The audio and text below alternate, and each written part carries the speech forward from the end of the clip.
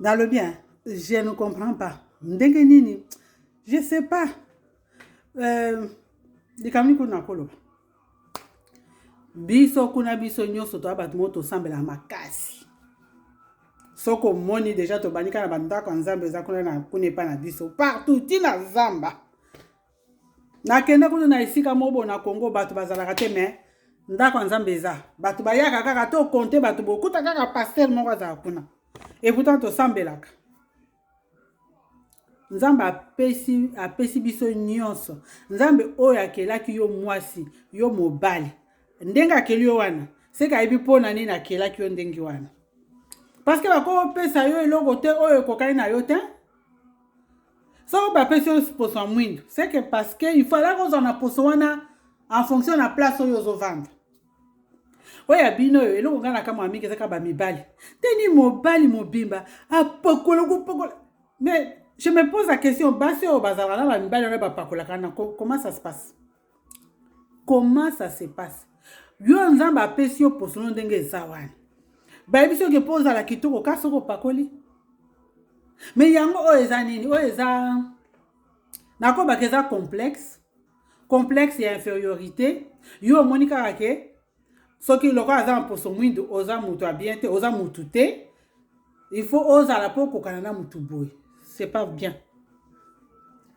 Hein? C'est pas bien. Et moi, bon, il faut payer sans merci. Na ba condition ya pesi yo, ba situation ya pesi yo, makamyo sa pesi yo. Lobana nous merci. To sambe la kati. Nzoto ba pesi na lo poso ba pesi yo, monya nzaka mabe. Nga chana ye lo côté. C'est vrai, na chaka le côté.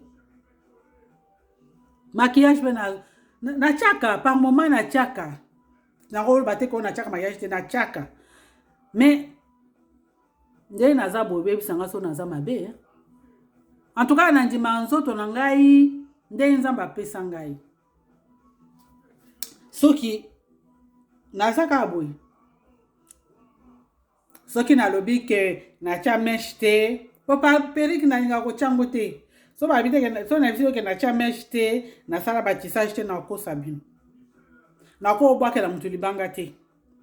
Nga moko nde na vandi na moni na réfléchir na binzambe. Merci na o pesinga na zala nde la pesinga boy. Na vandi na o bien.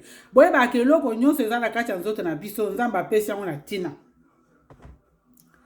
Ezala ba masasamba ba poilo ya masasamba wana nzambe achango place wana na tina parce que ezana protection. Ela na kati ya zolo achango parce que ezana protection. Na tout makam nyonso nzamba che oyo. Achango pourquoi ezala utilité na yango. Siko yozo basiko biloko nzamba pesi yana ozo longolango ozo kende koluka oyo mususu oyo eza ya yote. Oyo kokai na yote oyo esali po na yote. C'est vrai. Boye ba kenzoto na biso. Ata opesi ye nini? O lesi nzoto nini? Eloko nzoto mukoloka nzoto amona ke eloko ba pesi ngai ekoki te. Ebongi na ngai te. Akobimisa ngo d'une manière ou d'une autre. Yango mona mutu azalaka o bazu infection boy, o abeli boy. C'est parce que le corps ne veut plus, ne veut pas. Le corps n'aime pas quelque chose d'étranger. Oh, uti na ye moko te. Alinga kango te. Okoko infliger ye o pesi ye o maltraiter nzoto. O tiele ba biloko nyonso yo lingi po za la bien kasi ke nzamba salo za bien te. Mais suka nango nzoto wana ko laksa oke o eza yanga te. Siko tango ya ko rejeter wana mususa ko rejeter wana violence. Nde ya mona batabe o ba lokinga boy o ba salinga boy. Non, makambo nyonso za ko faire subir na nzoto na yo wana. Nzoto ya zo mena parce que ayebi te aza ko ingérer. Mais mukolo ya ko mona parce que nzoto jamais agarda ke loko eza ya yete. Nzoto na biso.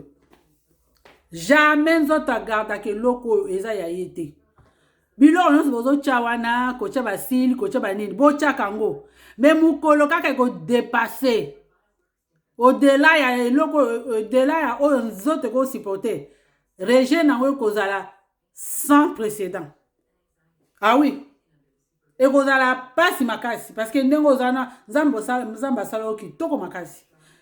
Bokomi ko pesa ona bana na okaki bato mususu bakomi ko tia bana ba produit po bana ba tela soki loko aye moka sacha ki produit tela makasi il faut achape bana bébé ba chapa. Pourquoi ko monisa bana pasi boy tika mwana akola ndenge ba pesi na nzoto ba pesi ye yo tanga bilongo wana obandi wana kimukolo siko mwana wuti na libumu sikoyo yo bando pakole ba produit pa telaza neti yo lobi nango osala nini o balokeli nga mwana o balingaka nga te o bato boye wana oluki bandoki place bazar en tout cas tokanisaka mpe babaka mosusu nzambe asalisa biso